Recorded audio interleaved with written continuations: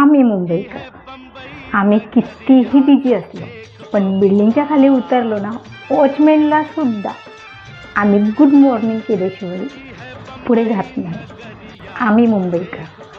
आमच्याकडे वेळ जरी कमी असला ना, पण त्या कमी वेळातसुद्धा आमची जर कोणाला गरज लागली, तो ओळखीचा जरी नसला ना, आम्ही पटकन गरजेला धावून जातो। आम्ही मुंबईकर।